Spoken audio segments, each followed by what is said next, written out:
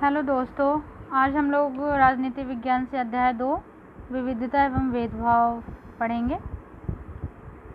हम क्या हैं और हम कैसे हैं, यह कई चीज़ों पर निर्भर करता है। हम कैसे रहते हैं, कौन सी भाषाएं बोलते हैं, क्या खाते हैं, क्या पहनते हैं, कौन से खेल खेलते हैं और कौन से उत्सव मनाते हैं। इन सब पर हमारे रहने की जगह के भूगोल और उसके इतिहास का असर पड़ता है। अगर आप संक्षेप में ही निम्नलिखित बिंदुओं पर ध्यान दें तो भी यह अंदाज़ा लग जाएगा कि भारत कितनी विविधताओं वाला देश है। संसार में 8 मुख्य धर्म हैं। भारत में उन 8 धर्मों के अनुयायी यानी मानने वाले रहते हैं।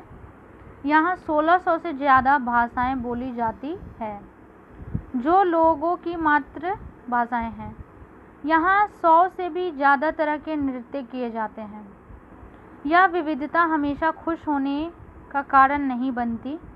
हम उन लोगों के साथ सुरक्षित एवं आश्वस्त महसूस करते हैं जो हमारी तरह दिखते हैं, बात करते हैं, कपड़े पहनते हैं और हमारी तरह सोचते हैं।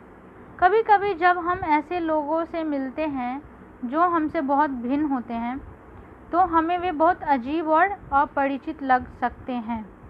कई बार हम समझ ही नहीं पाते या जान ही नहीं पाते कि वे हमसे अलग क्यों हैं। लोग अपने से अलग दिखने वालों के बारे में खास तरह की राय बना लेते हैं।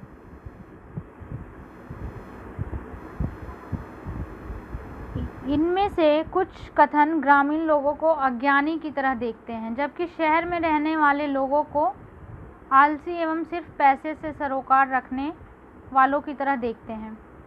जब हम किसी के बारे में पहले से कोई राय बना लेते हैं और उसे हम अपने दिमाग में बिठा लेते हैं तो वह पूर्वाग्रह का रूप ले लेती है।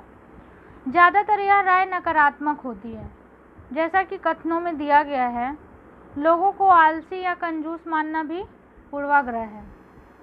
जब हम यह सोचने लगते हैं कि किसी काम को करने का कोई एक तरीका ही सबसे अच्छा और सही है तो हम अक्सर दूसरों की इज्जत नहीं कर पाते जो उसी काम को दूसरी तरह से करना पसंद करते हैं। उदाहरण के लिए, अगर हम सोचें कि अंग्रेजी सबसे अच्छी भाषा है और दूसरी भाषाएं महत्वपूर्ण नहीं हैं, तो हम अन्य भाषाओं को बहुत नकारात्मक रूप से देखेंगे। परिणाम स्वरूप हम उन लोगों की शायद इज्जत नहीं कर पाएंगे जो अंग्रेजी के अलावा अन्य भाषाएं बोलते हैं। हम कई चीज़ों के बारे में पूर्वाग्रही हो सकते हैं। लोगों के धार्मिक विश्वास, उनकी चमड़ी का रंग, जिस क्षेत्र से वे आते हैं, जिस तरह से वे बोलते हैं, जैसे कपड़े पहनते हैं इत्यादि। यहाँ पर कुछ बिंदु दिए गए हैं, इसको देखते हैं। पूर्वाग्रह उन कथनों को देखिए जो आपको ग्रामीण एवं शहरी लोगों के बारे में सही लगे। जिन कथनों से आप सहमत हैं उन पर निशान लगाइएगा। क्या आपके दिमाग में ग्रामीण या शहरी लोगों को लेकर किसी भी प्रकार के पूर्वाग्रह है? क्या दूसरे लोगों के दिमाग में भी ये पूर्वाग्रह है? लोगों के दिमाग में ये पूर्वाग्रह क्यों होते हैं? जिन पूर्वाग्रहों को आपने अपने आसपास महसूस किया है उनकी एक सूची बनाइए। ये पूर्वाग्रह लोगों के व्यवहार को कैसे प्रभावित करते हैं? ग्रामीण लोग, आधे से ज़्यादा भारतीय गांवों में रहते हैं। क्या यह सही है? बिल्कुल। गांव के लोग आधुनिक प्रौद्योगिकी का इस्तेमाल करना पसंद नहीं करते हैं। अब ऐसा नहीं है, धीरे धीरे गांव में भी लोग बहुत पसंद करते हैं और हर किसी के घर में ज़्यादातर आधुनिक चीज़ों का प्रयोग हो भी रहा है। फसल की बुआई और कटाई के समय परिवार के लोग खेतों में 12 से 14 घंटों तक काम करते हैं। ये भी ज़रूरी नहीं है कि हर गांव में रहने वाला व्यक्ति फसल की बुआई और कटाई के समय पर परिवार के सभी लोग खेतों में 12 से 14 घंटों तक काम करते हैं। बहुत लोग करते भी हैं, बहुत लोग नहीं भी करते हैं। ग्रामीण लोग काम की तलाश में शहरों की ओर स्थानांतरण करने को बाध्य होते हैं। बिल्कुल ये सही है। काम की तलाश में लोग शहर की तरह स्थानांतरण करने के लिए बाध्य हैं। शहरी लोग, शहरी जीवन बड़ा आसान होता है। यहाँ के लोग बिगड़े हुए और आलसी होते हैं। यह बिल्कुल सही नहीं है। शहरी जीवन बहुत आसान नहीं है। यहाँ पे रहने के लिए बहुत सारी मुश्किलों का सामना करना पड़ता है। और ये बात जो लोग शहर में रहते हैं वो लोग बखूबी जानते होंगे कि किन किन परेशानियों का सामना करना पड़ता है। और आलसी, वो तो इंसान के ऊपर डिपेंड करता है। देखिए, आलसी या तो गांव वाला भी इंसान हो सकता है या शहर वाला भी हो सकता है। ये ज़रूरी नहीं है कि शहर वाले आलसी हैं और गांव वाले नहीं हैं। वो टोटली मनुष्य पे डिपेंड करता है कि वो किस तरीके का बनना चाहता है। दूसरा है, शहरों में लोग अपने परिवार के सदस्यों के साथ बहुत कम समय बिताते हैं। ये भी बिल्कुल सही नहीं है। बहुत लोग अपने परिवार को महत्व देने वाले हैं, प्यार करने वाले हैं, वो अपने परिवार को ज़्यादा समय देना पसंद करेंगे। बट साथ में उन्हें नौकरी भी करनी है, अपने घर को चलाना भी है, परिवार की ज़रूरतों को पूरा करना है, तो उसके लिए उन्हें काम तो करना पड़ेगा। तो ऐसा नहीं है कि शहर में रहने वाले लोग बहुत कम समय बिताते हैं अपने परिवार के साथ और गांव में रहने वाले ज़्यादा बिताते हैं, ऐसा कुछ नहीं है। शहरी लोग केवल पैसों की चिंता करते हैं, लोगों की नहीं। ये भी बिल्कुल सही नहीं है। शहर में रहने वाले लोगों के पास भी दिल है, वो भी अपने परिवार को समझते हैं, लोगों की इज्जत करते हैं। बहुत से लोग ऐसे भी हैं जो कि नहीं समझते, लोगों की इज्जत नहीं करते हैं, सिर्फ पैसों की चिंता करते हैं। वैसे लोग गांव में भी मिल जाएंगे आपको जो कि सिर्फ पैसों की चिंता करते हैं, लोगों की नहीं। तो जो मनुष्य है ना, वो हर जगह हर तरह के लोग हैं, चाहे हमारे भारत में हो या और अन्य देश में हो, या फिर शहर में हो या गांव में हो या कहीं भी हो। इंसान के जो अंदर की जो सोचने की शक्ति है, क्षमता है, वो कुछ भी हो सकती है। ज़रूरी नहीं है, वो डिपेंड नहीं करता है कि तुम शहर में रह रहे हो या गांव में रह रहे हो, तो वो उसके ऊपर डिपेंड करेगा। वो अंदर से आती है भावनाएं। शहरों में रहना बहुत महंगा पड़ता है। लोगों की कमाई का एक बहुत बड़ा हिस्सा किराए और आने जाने में खर्च हो जाता है। ये बात ठीक है, बहुत हद तक रहना महंगा पड़ता है, लेकिन कमाई भी तो हम वहीं रहने से कर रहे हैं ना। तो इस वजह से गांव में हम रहेंगे तो इनकम ही नहीं होगा, तो हम किराया देंगे कहाँ से। शहर में रह रहे हैं, हम कमा रहे हैं, तो हम किराया दे रहे हैं और आने जाने में खर्च हो रहा है। गांव में कुछ कमाने का वैसा सुविधा है नहीं, नौकरी कर नहीं सकते जाके, इतना डेवलप हुआ नहीं है अभी ग्रामीण इलाकों में। That's why. तो आगे पढ़ते हैं। अक्सर दूसरों के बारे में बनाए गए हमारे पूर्वाग्रह इतने पक्के होते हैं कि हम उनसे दोस्ती नहीं करना चाहते। बिल्कुल, जैसे हम किसी के बारे में कुछ भी पहले से अपनी मनगढ़ंत कहानियाँ बना लेते हैं किसी को देख के, कि नहीं वो देखने में घमंडी है, या वो उसने ऐसे कपड़े पहने हैं तो उसका बात करने का तरीका ऐसा होगा या वैसा होगा। तो ये हमारे दिमाग की बस सोच है कि हमने क्या अपने दिमाग में सोच लिया है, और हम उनको देख के फिर वही अपना अंदाज़ा लगाएंगे कि नहीं ये तो बात ऐसे करती होंगी या करता होगा, या ये ऐसे करता होगा, या इसकी सोच ऐसी होगी। तो मैं ये कहना चाहूँगी कि आप किसी के पहनावे से या किसी को देख के कि वो घमंडी है या उसने ऐसे कपड़े पहने हैं तो वो ऐसा होगा, आप कभी अंदाज़ा मत लगाइए।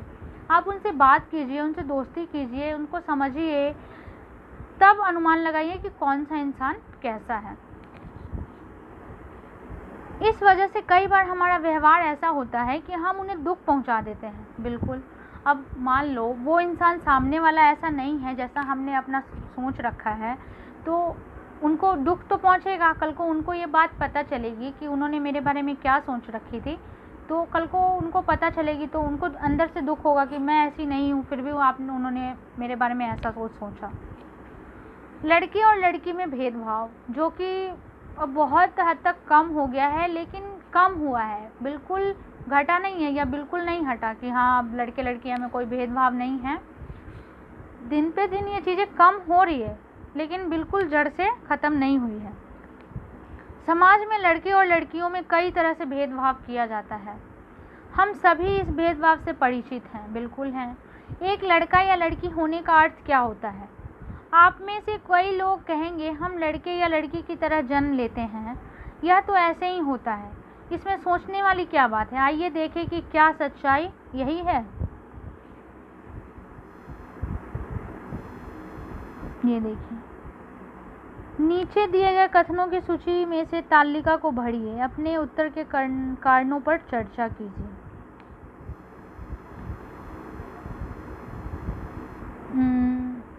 वे बहुत ही सुशील है। लड़की होगी, उनका बात करने का तरीका बड़ा सौम्य और मधुर है। लड़का और लड़की दोनों हो सकती है। वे शारीरिक रूप से बलिष्ठ है लड़का, वे शरारती हैं लड़के, वे नृत्य करने और चित्रकारी में निपुण हैं। यहाँ लड़का लड़की दोनों हो सकता है। वे रोते नहीं, लड़के रोते नहीं, वे उद्यमी हैं, वे खेल में निपुण हैं, वे खाना पकाने में निपुण हैं, वे भावुक हैं। तो इनमें से आप अलग अलग कर सकते हैं कि लड़के क्या हो सकते हैं और लड़कियां क्या हो सकती हैं। यहाँ पे कुछ चार्ट दिया हुआ है। लोग तरह तरह की बातें करते हैं। अब देखिए यहाँ पे ये शायद विकलांग है, तो इन्होंने हाथों में स्टिक ले रखी है। मैं लंगड़ाता हूँ, मेरी बोली लड़खड़ाती है। इसके अलावा और भी बहुत कुछ। कभी मैं उदास हो जाता हूँ तो कभी दुखी। लोग मेरा मजाक उड़ाते हैं। यह नई बात नहीं, अगर तुम मेरी जगह होते तो क्या करते।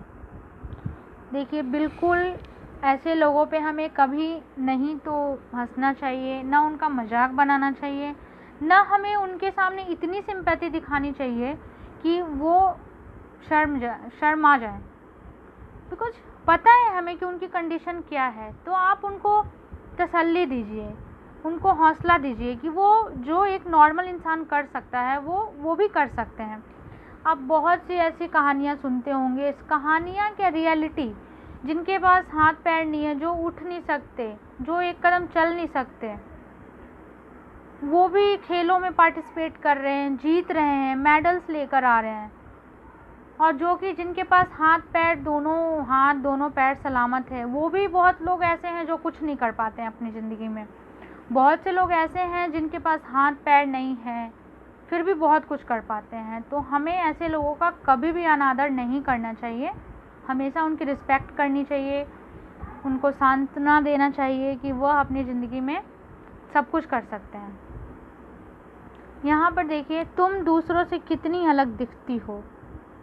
यहाँ पे लड़की है जो व्हील चेयर पे बैठी हुई है। मैं एक इंसान हूँ, मुझे शर्म आती है, घूरती आंखों से मैं छिप जाना चाहती हूँ। यहाँ पे व्हील चेयर पे है कोई लड़की बैठी हुई। अब वो कह रही है कि मैं एक इंसान हूँ, मुझे शर्म आती है। इन्होंने जानबूझ के तो ये बीमारी अपने ऊपर नहीं ली होगी ना कि आओ मुझे मतलब ये बीमारी दो और मैं व्हील चेयर पे बैठूँ चलूँ। या तो ये पैदाइशी ऐसी होंगी, या किसी चोट के कारण हुई होंगी, या किसी बीमारी के कारण हुई होंगी, जो कि किसी भी इंसान, किसी भी मनुष्य के साथ कभी भी हो सकता है। यहाँ पर किसी का कोई भरोसा नहीं है, कभी भी किसी के साथ कुछ भी हो सकता है।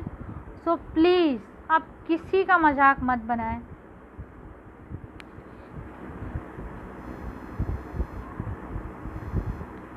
क्या उसका दिमाग सही है? सिर्फ इसलिए कि मेरी टांगें डगमगाती है, लोग सोचते हैं कि मेरा दिमाग भी डगमगाता है।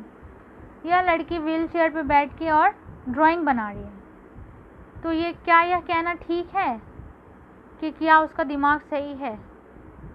या लोग सोचते हैं कि टांगें डगमगाती है तो इसका दिमाग भी डगमगाता है। हमें बिल्कुल ऐसी बातें नहीं करनी चाहिए, किसी के लिए भी नहीं। अब यहाँ देखिए क्या लिखा। ऊपर के चित्रों में जो बच्चे हैं उन्हें पहले विकलांग कहा जाता था। इस शब्द को बदलकर आज उनके लिए जो शब्द प्रयोग किए जाते हैं वे हैं खास ज़रूरतों वाले बच्चे।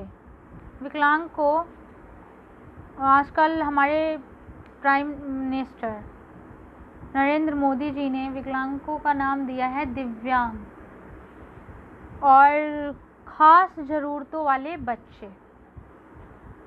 तो बिल्कुल उनके बारे में लोगों के पूर्वाग्रहों को यहाँ बड़े अक्षरों में दिया गया है, साथ में उनकी अपनी भावनाएं और विचार भी दिए गए हैं। ये बच्चे अपने से जुड़ी रूढ़िबद्ध धारणाओं के बारे में क्या कह रहे हैं और क्यों, इस पर चर्चा कीजिए। आपकी राय में क्या खास ज़रूरतों वाले बच्चों को सामान्य स्कूल में पढ़ना चाहिए या उनके लिए अलग स्कूल होने चाहिए? अपने जवाब के पक्ष में तर्क दीजिए।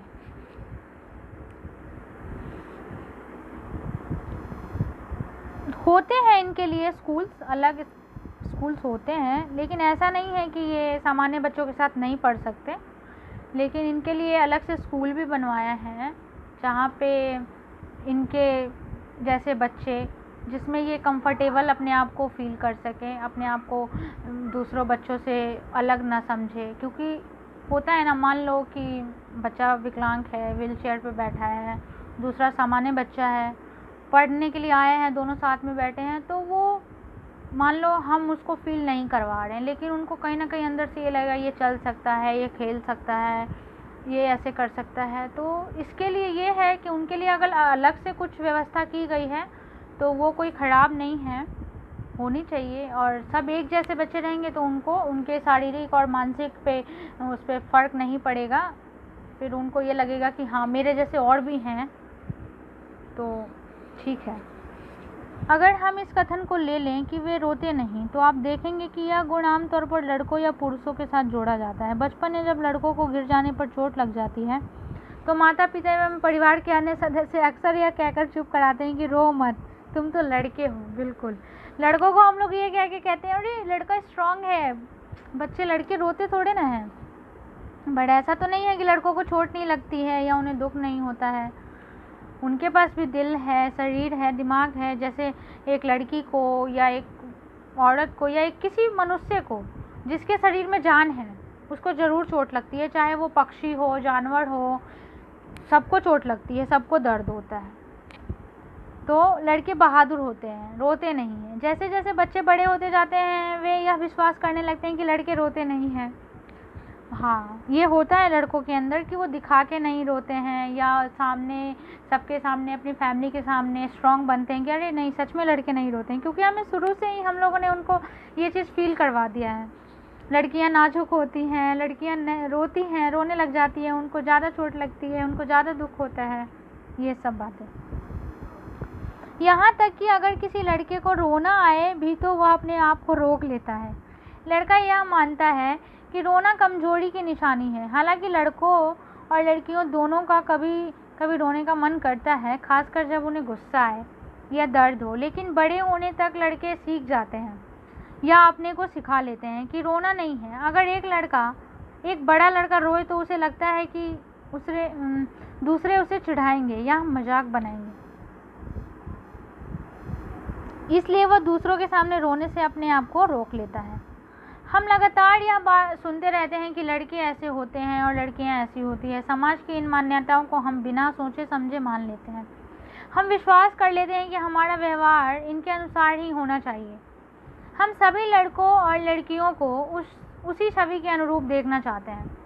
रूढ़िबद्ध धारणाएं बनाना, जब हम सभी लोगों को एक ही छवि में बांध देते हैं या उनके बारे में पक्की धारणा बना लेते हैं तो उसे रूढ़िबद्ध धारणा कहते हैं। कई बार हम किसी खास देश, धर्म, लिंग के होने के कारण किसी को कंजूस, अपराधी या बेवकूफ़ ठहराते हैं। ऐसा दरअसल उनके बारे में मन में एक पक्की धारणा बना लेने के कारण होता है। हर देश, धर्म आदि में हमें कंजूस, अपराधी, बेवकूफ़ लोग मिल ही जाते हैं, सिर्फ इसलिए कि कुछ लोग उस समूह में वैसे हैं। पूरे समूह के बारे में ऐसी राय बनाना वाजिब नहीं है। इस प्रकार की धारणाएं हमें प्रत्येक इंसान को एक अनोखे और अलग व्यक्ति की तरह देखने से रोक देती हैं। हम नहीं देख पाते कि उस व्यक्ति के अपने कुछ खास गुण और क्षमताएं हैं जो दूसरों के से अलग हैं। दूसरों से हर व्यक्ति में एक खास प्रकार का गुण होता है, तो उसे हमें देखना चाहिए, उसको परखना चाहिए। रूढ़िबद्ध धारणाएं बड़ी संख्या में लोगों को एक ही प्रकार के खांचे में जड़ देती है। जैसे माना जाता था कि हवाई जहाज उड़ाने का काम लड़कियां नहीं कर सकती, बट इन धारणाओं का असर हम सब पर पड़ता है। कई बार यह धारणाएं हमें ऐसे काम करने से रोकती है जिनको करने की काबिलियत शायद हम में हो। जी बिल्कुल, बहुत बार ऐसा होता है कि हम जो कर सकते हैं वो भी सामने वाला, हमारे परिवार के सदस्य, रिलेटिव्स, ये लोग मना कर देते हैं, अरे नहीं तुम तो लड़की हो, तुम ये काम कर ही नहीं सकती। जबकि शायद वो करने की काबिलियत है हम में, फिर भी हम लोगों की बातें सुन के और अपने आप को खींच लेते हैं कि नहीं, शायद उन्होंने ऐसा बोल दिया, हम सच में शायद नहीं कर सकते। तो हमेशा अपने दिल की सुने, अपनी बात को ऊपर रखें, क्योंकि जिनकी बातें सुन के आप नहीं करेंगे वो काम, वो कितने दिन तक आपके साथ रहने वाले हैं। जो भी आपको करना है उसका निर्णय आप खुद लीजिए। असमानता एवं भेदभाव, भेदभाव तब होता है जब लोग पूर्वाग्रहों या रूढ़िबद्ध धारणाओं के आधार पर व्यवहार करते हैं। अगर आप लोगों को नीचा दिखाने के लिए कुछ करते हैं, अगर आप उन्हें कुछ गतिविधियों में भाग लेने से रोकते हैं, किसी खास नौकरी को करने से रोकते हैं या किसी मोहल्ले में रहने नहीं देते, एक ही कुएं या हैंडपंप से पानी नहीं लेने देते और दूसरों द्वारा इस्तेमाल किए जा रहे कप या गिलास में चाय नहीं पीने देते, तो इसका मतलब है कि आप उनके साथ भेदभाव कर रहे हैं। बिल्कुल, बहुत लोग ऐसे हैं जो इस भेदभाव को अभी भी करते हैं। भेदभाव कई कारणों से हो सकता है। आप याद करें कि पिछले पार्ट में समीर 1 और समीर 2 एक दूसरे से बहुत भिन्न थे। हमने पिछले अध्याय में पढ़ा था 2 समीर थे, एक हिंदू और एक मुसलमान। उदाहरण के लिए उनका धर्म अलग था। यह विविधता का एक पहलू है, पर यह भेदभाव का कारण भी बन सकता है। बिल्कुल बन सकता है, क्योंकि हिंदू और मुसलमान भेदभाव का पहले का एक बहुत बड़ा मुद्दा था। अभी भी बहुत लोग करते हैं, बहुत लोग नहीं भी करते हैं। ऐसा तब होता है जब लोग अपने से भिन्न प्रथाओं और रिवाजों को निम्न कोटि को मानते हैं। दोनों समीर में एक और अंतर उनकी आर्थिक पृष्ठभूमि का था। आर्थिक, कोई गरीब है, कोई अमीर है, उससे भी लोग भेदभाव करते हैं। समीर 2 गरीब, विविधता का पहलू नहीं है। यहाँ कुछ लाइनें दी गई हैं, इसको पढ़ लेते हैं हम लोग। कुछ मुसलमानों के बारे में यह आम रूढ़िबद्ध धारणा है कि वे लड़कियों को पढ़ाने में रुचि नहीं लेते। यहाँ ये मुस्लिम लड़कियां हैं जो कि पढ़ रही हैं, इसलिए उन्हें स्कूल नहीं भेजते, जबकि अध्ययन यह दिखा रहे हैं कि मुसलमानों की गरीबी इसका एक महत्वपूर्ण कारण है। गरीबी की वजह से ही वे लड़कियों को स्कूल नहीं भेज पाते या स्कूल से जल्दी निकाल लेते हैं। ऐसा कुछ नहीं है कि गरीबी की वजह से, हाँ मतलब बहुत हद तक यह कारण हो सकता है, लेकिन बहुत से ऐसे मुसलमान भी हैं जो अमीर हैं, फिर भी अपनी लड़कियों को नहीं पढ़ाना चाहते, उन्हें ज़्यादा शिक्षित नहीं करना चाहते, उन्हें नौकरी करने देना नहीं चाहते हैं। जहाँ पर भी गरीबों तक शिक्षा पहुँचाने के प्रयास किए गए हैं, वहाँ मुस्लिम समुदाय के लोगों ने अपनी लड़कियों को स्कूल भेजने में रुचि दिखाई है। उदाहरण के तौर पर केरल में स्कूल प्रायः घर के पास है। सरकारी बस की सुविधा बहुत अच्छी है, जिससे ग्रामीण क्षेत्रों में शिक्षकों को स्कूल पहुंचने में मदद मिलती है। उनमें 60% से ज़्यादा महिला शिक्षक हैं। इन सभी कारकों ने बहुत सारे गरीब परिवार के बच्चों को स्कूल जाने में मदद की है, जिनमें मुसलमान लड़कियां भी शामिल हैं। दूसरे राज्यों में जहां ऐसे प्रयास नहीं किए गए, वहां गरीब परिवारों के बच्चों को स्कूल जाने में मुश्किल आती है, चाहे वे मुसलमान हों, जनजातियों हों या अनुसूचित जाति के हों। जाहिर है कि मुसलमान लड़कियों की स्कूल से गैर हाजिरी का कारण धर्म नहीं, गरीबी है। गरीबी भी एक बहुत बड़ा कारण है बच्चों को शिक्षित ना करने का, जिसमें ये हमारे मुसलमान भाई बहन हो या जनजातीय हो या अनुसूचित जाति के हों। गरीबी एक बहुत बड़ा कारण है। समीर 2 गरीब, विविधता का पहलू नहीं है। यह तो असमानता है। बहुत लोगों के पास अपने खाने, कपड़े और घर की मूल ज़रूरतों को पूरा करने के लिए साधन और पैसे नहीं होते हैं। इस कारण दफ्तरों, अस्पतालों, स्कूलों आदि में उनके साथ भेदभाव किया जाता है। कुछ लोगों को विविधता और असमानता पर आधारित दोनों ही तरह के भेदभाव का सामना करना पड़ता है। एक तो इस कारण कि वे उस समुदाय के सदस्य हैं जिनकी संस्कृति को मूल्यवान नहीं माना जाता। ऊपर से यदि वे गरीब हैं और उनके पास अपनी ज़रूरतों को पूरा करने के साधन नहीं, तो इस आधार पर भी भेदभाव किया जाता है। ऐसे दोहरे भेदभाव का सामना कई जनजातीय लोगों, धार्मिक समूहों और ख़ास क्षेत्रों को लोगों को करना पड़ता है। भेदभाव का सामना करने पर अपनी आजीविका चलाने के लिए लोग अलग अलग तरह के काम करते हैं, जैसे पढ़ाना, बर्तन बनाना, मछली पकड़ना, बढ़ईगिरी, खेती एवं बुनाई इत्यादि। लेकिन कुछ कामों को दूसरों के मुकाबले अधिक महत्वपूर्ण माना जाता है। सफाई करना, कपड़े धोना, बाल काटना, कचरा उठाना जैसे कामों को समाज में कम महत्व का माना जाता है। इसलिए जो लोग इन कामों को करते हैं उनको गंदा और अपवित्र माना जाता है। यह जाति व्यवस्था का एक बड़ा ही महत्वपूर्ण पहलू है। जाति व्यवस्था में लोगों के समूहों को एक तरह की सीढ़ी के रूप में रखा गया है, जिसमें एक जाति दूसरी जाति के ऊपर या नीचे थी। जिन्होंने अपने आप को इस सीढ़ी में सबसे ऊपर रखा, उन्होंने अपने को ऊंची जाति का और उत्कृष्ट कहा। जिन समूहों को इस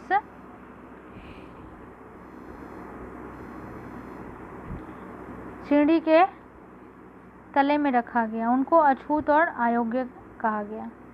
यहाँ पे कुछ बॉक्स में दिया गया है, इसको पढ़ लेते हैं। दलित वर्ड सुना होगा आप लोगों ने। दलित वह शब्द है जो नीची कही जाने वाली जाति के लोग अपनी पहचान के रूप में इस्तेमाल करते हैं। वे इस शब्द को अछूत से ज़्यादा पसंद करते हैं। दलित का मतलब है जिन्हें दबाया गया, कुचला गया। दलितों के अनुसार यह शब्द दर्शाता है कि कैसे सामाजिक पूर्वाग्रहों और भेदभाव ने दलित लोगों को दबाकर रखा है। सरकार ऐसे लोगों को अनुसूचित जाति के वर्ग में रखती है।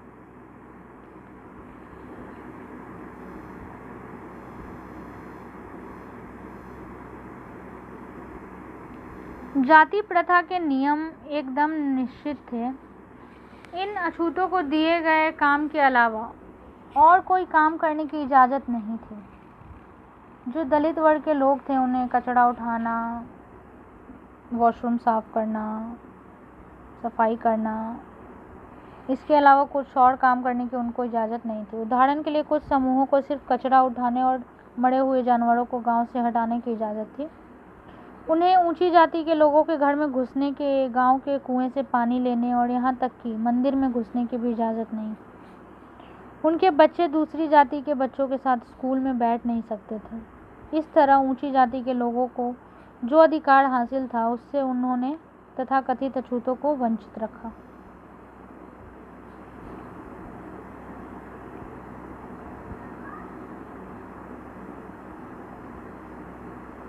यहाँ पे रूढ़िवाद और धारणाओं एवं भेदभाव में क्या अंतर है?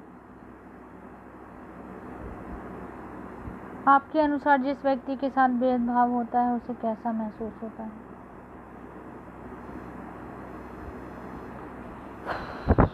अगले पृष्ठ पर हम यह देखेंगे कि कैसे भारत की एक मशहूर हस्ती को भेदभाव का सामना करना पड़ा था। यह भाग हमें यह समझने में मदद करेगा कि कैसे जाति के तहत बहुत बड़ी संख्या में लोग भेदभाव के शिकार हुए हैं। भारत के एक महान नेता डॉक्टर भीमराव अंबेडकर ने जाति व्यवस्था पर आधारित भेदभाव के अपने अनुभवों के बारे में लिखा है। यह अनुभव उनको 1901 में हुआ था, जब वे केवल 9 साल के थे।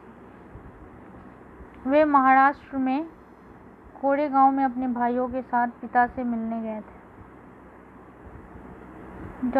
ये सब सुन के अच्छा फील नहीं होता है, लेकिन क्या करें। यहाँ हम लोग अंबेडकर जी के बारे में पढ़ लेते हैं जो दिया हुआ है। डॉक्टर भीमराव अंबेडकर 1891 से 1956 तक को भारतीय संविधान के पिता एवं दलितों के सबसे बड़े नेता के रूप में जाना जाता है। जो हमारा संविधान है उनके पिता के रूप में डॉक्टर भीमराव अंबेडकर को जाना जाता है और दलितों के सबसे बड़े नेता के रूप में। डॉक्टर अंबेडकर ने दलित समुदाय के अधिकारों के लिए लड़ाई लड़ी थी।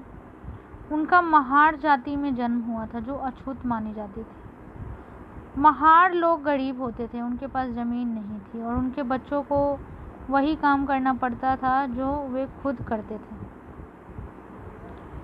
पहले ये था कि अगर अछूत जाति में आप पैदा हुए हैं तो जो उनके घर के पूर्वजे काम करते थे वही उनके बच्चों को भी करना होता था। उन्हें गांव के बाहर रहना पड़ता था और गांव के अंदर आने की इजाज़त नहीं थी। जिस गांव से जो बाहर थोड़ा बहुत स्पेस होता है उसमें उन लोगों ने अपने लिए वो बना। गांव के अंदर जाने की इजाज़त नहीं, कुएं से पानी लेना नहीं, किसी ज़मींदार के घर में घुसना नहीं, बहुत नाइंसाफ़ी होती थी। अम्बेडकर अपनी जाति के पहले व्यक्ति थे जिसने अपनी कॉलेज की पढ़ाई पूरी की और वकील बनने के लिए इंग्लैंड गए।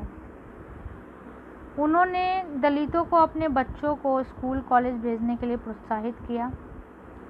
दलितों से अलग अलग तरह की सरकारी नौकरी करने को कहा ताकि वे जाति व्यवस्था से बाहर निकल पाएं।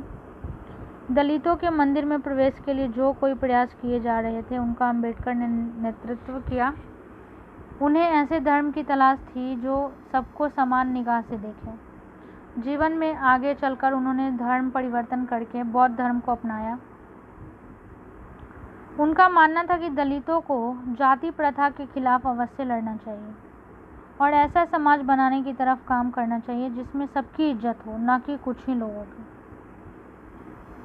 और अम्बेडकर जी ने फुल मेहनत की और आज यह उनकी मेहनत रंग लाई, जो कि अब हमारे देश में सभी के साथ समान व्यवहार होता है। कोई भी कहीं भी आ जा सकता है, पूजा पाठ कर सकता है, किसी को कोई रोक टोक नहीं है।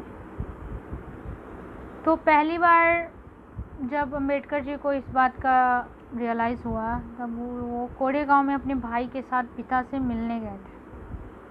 बड़ी देर हमने इंतज़ार किया पर कोई नहीं आया। 1 घंटा बीत गया तो स्टेशन मास्टर पूछने आ गए। उन्होंने हमसे हमारे टिकट मांगे जो हमने दिखा दिए। उन्होंने पूछा कि हम वहाँ क्यों रुके हुए थे। हमने बताया कि हमें कोरेगांव जाना था और हम पिताजी या उनके नौकर के आने का इंतज़ार कर रहे थे, लेकिन दोनों में से कोई भी नहीं पहुँच पाया था और हमें पता नहीं था कि कोरेगांव कैसे पहुँचते हैं। हमने बहुत अच्छे कपड़े पहन रखे थे। हमारे कपड़ों और बोली से कोई भी यह अंदाज़ा नहीं लगा सकता था कि हम अछूतों के बच्चे थे। निश्चय ही स्टेशन मास्टर को यह लगा कि हम ब्राह्मण बच्चे हैं और वे हमारी मुश्किल को देखकर बड़े परेशान हुए, जैसा कि हिंदुओं में होता ही है। स्टेशन मास्टर ने हमसे पूछा कि हम कौन हैं। बिना एक पल भी सोचे मेरे मुंह से निकल गया कि हम महार हैं। बम्बई प्रांत में महार समुदाय को अछूत माना जाता था। उनको एकदम से धक्का लगा। वे बहुत चक्के रह गए। उनके चेहरे पर अचानक परिवर्तन हुआ। हमने देख लिया कि एक अजीब सी घृणा की भावना उन पर हावी हो गई थी। उन्होंने जैसे ही मेरा जवाब सुना वे अपने कमरे में वापस चले गए और हम वहीं के वहीं खड़े रह गए। 15-20 मिनट बीत गए। सूरज बिल्कुल छिपसा गया था। पिताजी आए नहीं थे और न ही उनका नौकर, और अब स्टेशन मास्टर भी हमें छोड़कर चले गए थे। हम काफ़ी घबरा हुए थे। यात्रा के शुरू होने में जो खुशी और उत्साह की भावना थी उसकी जगह अब अत्यधिक उदासी ने ले ली थी। आधे घंटे के बाद स्टेशन मास्टर लौट कर आए तो पूछा कि हम क्या करने की सोच रहे हैं। हमने कहा कि अगर हमें किराए पर एक बैलगाड़ी मिल जाती तो हम कोरेगांव जा सकते थे। अगर कोरेगांव ज़्यादा दूर नहीं हो तो हम फ़ौरन निकलना चाहते थे। वहाँ किराए पर कई बैलगाड़ियाँ चल रही थी, लेकिन मैंने स्टेशन मास्टर को जो जवाब दिया था कि हम महार हैं उसका पता सबको चल गया था। कोई भी गाड़ीवान अछूत वर्ग की सवारी को ले जाकर अपने आप को गंदा और नीचा नहीं बनाना चाहता था। हम दुगना किराया देने को तैयार थे, पर हमें एहसास हुआ कि बात पैसे से नहीं बन सकती थी। स्टेशन मास्टर जो हमारे लिए गाड़ी वालों से मोल तोल कर रहे थे चुपचाप खड़े हो गए। समझ नहीं आ रहा था कि क्या करें। श्रोता डॉक्टर B.R. अम्बेडकर राइटिंग एवं स्पीचेस खंड 12 संपादन वसंत मनु मुंबई शिक्षा विभाग महाराष्ट्र का।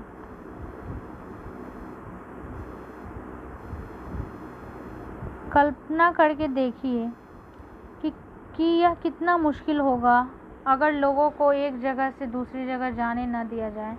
यह कितना अपमानजनक और दुखदाई होगा अगर लोग आपसे दूर दूर रहें, आपको छूने से मना करें और आपको पानी न पीने दें। यह छोटी सी घटना दिखाती है कि कैसे गाड़ी से एक से दूसरी जगह जाने के साधारण काम की सुविधा भी इन बच्चों के पास नहीं थी, जबकि वे पैसा दे सकते थे। स्टेशन के सभी गाड़ी वालों ने बच्चों को ले जाने से मना कर दिया।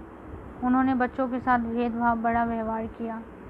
इस कहानी से यह बिल्कुल साफ है कि जाति पर आधारित भेदभाव न केवल दलितों को कई गतिविधियों से वंचित रखता है, बल्कि वह उन्हें आदर और सम्मान भी नहीं मिलने देता जो दूसरों को मिलता है। समानता के लिए संघर्ष।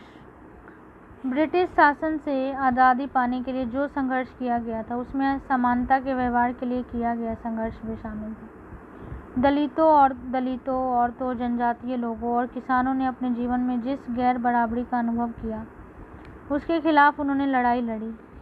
जैसा कि पहले भी बात हुई, बहुत सारे दलितों ने संगठित होकर मंदिर में प्रवेश पाने के लिए संघर्ष किया। महिलाओं ने मांग की कि जैसे पुरुषों के पास शिक्षा का अधिकार है वैसे उन्हें भी अधिकार मिले। यहाँ पे बच्चे पैसा देने को तैयार थे, फिर भी गाड़ी वालों ने उन्हें ले जाने से मना कर दिया। क्यों? स्टेशन पर लोगों ने डॉक्टर अम्बेडकर और उनके भाई के साथ कैसे भेदभाव किया।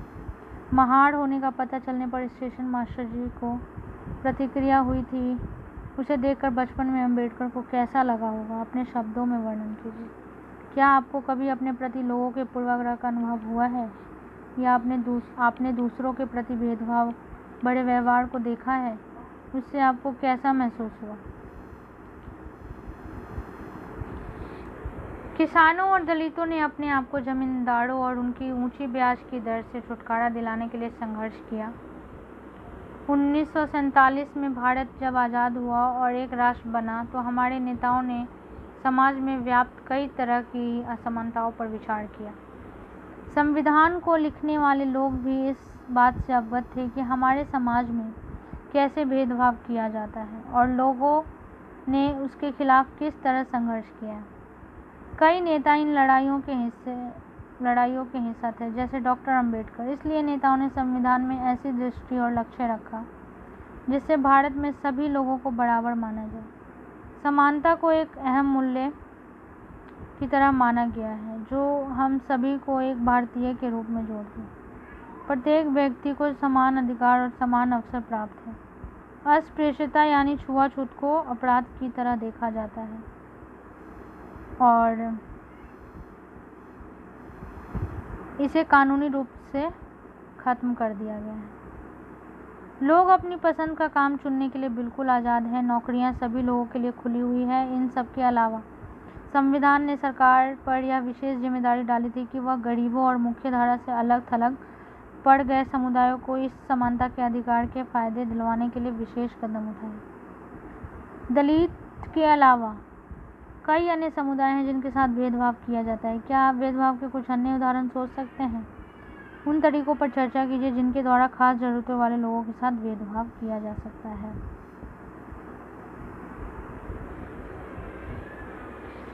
यहाँ पर भारत का संविधान लिखने वाली समिति के कुछ सदस्य हैं को आप पहचान सकते हैं।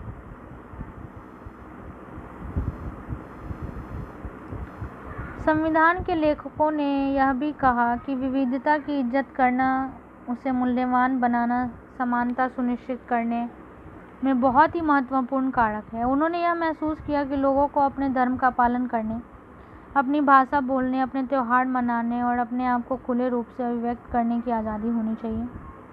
उन्होंने कहा कि कोई एक भाषा, धर्म या त्यौहार सबके लिए अनिवार्य नहीं बनना चाहिए। उन्होंने जोर दिया कि सरकार सभी धर्मों को बराबर मानेगी, इसलिए भारत एक धर्मनिरपेक्ष देश है जहाँ लोग बिना भेदभाव के अपने धर्म का पालन करते हैं। इसे हमारी एकता के महत्वपूर्ण कारक के रूप में देखा जाता है कि हम इकट्ठे रहते हैं और एक दूसरों की इज्जत करते हैं। हालांकि हमारे संविधान में इन विचारों पर जोर दिया गया है, पर यह पाठ इसी बात को उठाता है कि असमानता आज भी मौजूद है। बिल्कुल है, आज भी बहुत लोग हैं जो एक दूसरे से घृणा करते हैं, एक दूसरे से के टच में नहीं आते। हिंदू, मुसलमान, दलित बहुत हैं। और समानता वह मूल्य है जिसके लिए हमें निरंतर संघर्ष करते रहना होगा, तभी जाके यह खत्म होगा। भारतीयों के लिए समानता का मूल्य वास्तविक जीवन का हिस्सा बने, सच्चाई बने, इसके लिए लोगों के संघर्ष, उनके आंदोलन और सरकार द्वारा उठाए जाने वाले कदम बहुत जरूरी है।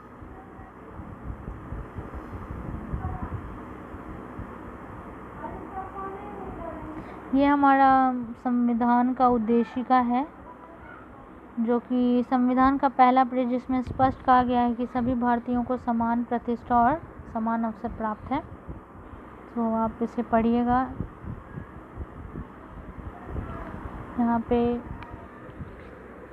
हम भारत के लोग भारत को एक संपूर्ण प्रभुत्व संपन्न समाजवादी पंथ निरपेक्ष लोकतंत्रात्मक गणराज्य बनाने के लिए तथा उसके समस्त नागरिकों को सामाजिक आर्थिक और राजनीतिक न्याय, विचार अभिव्यक्ति, विश्वास, धर्म और उपासना की स्वतंत्रता, प्रतिष्ठा और अवसर की समता प्राप्त करने के लिए तथा उन सब में व्यक्ति की गरिमा और राष्ट्र की एकता और अखंडता सुनिश्चित करने वाली वसुंधरता बढ़ाने के लिए दृढ़ संकल्प होकर अपनी संविधान सभा में आज तारीख 26 नवंबर 1949 ईस्वी को द्वारा इस संविधान को अंगीकृत अधिनियम और आत्मसमर्पित करते हैं।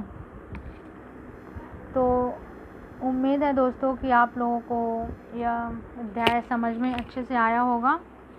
तो आप लोग एक बार और अच्छे से इस चैप्टर को पढ़िए, समझिए और इस समाज में आप असमानता को फैलने से रोकिए। आप भी किसी के साथ ऐसे व्यवहार मत कीजिए, ना किसी को करने दीजिए।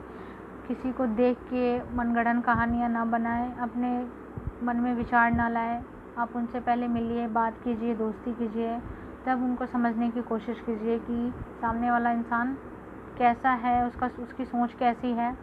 अपने अंदर से कोई मनगढ़ंत विचार बनाने की आवश्यकता नहीं है। तो धन्यवाद। उम्मीद है कि आपको अच्छे से मैं समझा पाई हूँ। धन्यवाद।